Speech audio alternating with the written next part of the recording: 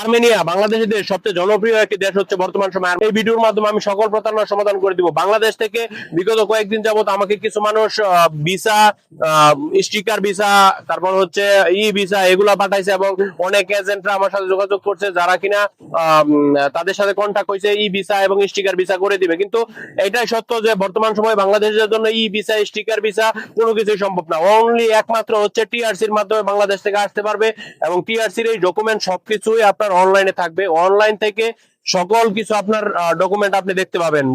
মানে বিগত সময়গুলোতে ভিডিওর মাধ্যমে আমি সকল প্রতারণার সমাধান করে দিব। বাংলাদেশ থেকে বিগত কয়েকদিন যাবত আমাকে কিছু মানুষ ভিসা, স্টিকার ভিসা, তারপর হচ্ছে ই ভিসা এগুলা পাঠাইছে এবং অনেক এজেন্টরা আমার সাথে যোগাযোগ করছে যারা কিনা তাদের সাথে কন্ট্যাক্ট হয়েছে ই ভিসা এবং স্টিকার ভিসা করে দিবে। কিন্তু এটাই সত্য যে বর্তমান সময়ে বাংলাদেশের জন্য ই ভিসা স্টিকার ভিসা কোনো কিছুই সম্ভব না। অনলি একমাত্র হচ্ছে টিআরসির মাধ্যমে বাংলাদেশ থেকে আসতে পারবে এবং টিআরসির এই ডকুমেন্ট সবকিছুই আপনার অনলাইনে থাকবে। অনলাইন থেকে সকল কিছু আপনার ডকুমেন্ট আপনি দেখতে পাবেন।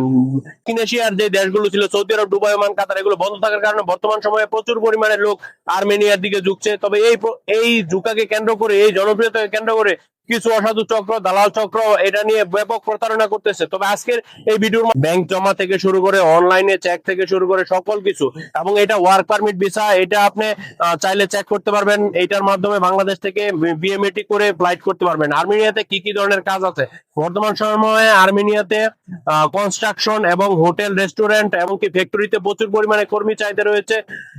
এই বিগত সময়গুলোতে ইন্ডিয়ানরা এই দেশে ভিজিট ভিসা এসে কাজ করতে, কিন্তু বর্তমান সময়ে বাংলাদেশিরা প্রবেশ করাতে প্রচুর পরিমাণে ভ্যাকেন্সি তৈরি হয়েছে এবং কি অনেক কোম্পানি আছে যেগুলো বাংলাদেশিদেরকে নিতে চাহিদা দেখাচ্ছে, কারণ বাংলাদেশরা প্রচুর পরিমাণে কাজ করতে আগ্রহী এবং কর্মঠ। সুতরাং আপনারা আর্মেনিয়ার জন্য চেষ্টা করতে পারেন। অবশ্যই সঠিক মাধ্যমে চেষ্টা করবেন যাতে আপনারা প্রতারিত না হন। একটা কথা মাথায় রাখবেন যেন ই ভিসা, স্টিকার ভিসা এইসব বিষয়ে যাতে আপনাদের সাথে কেউ প্রতারণা করতে পারে।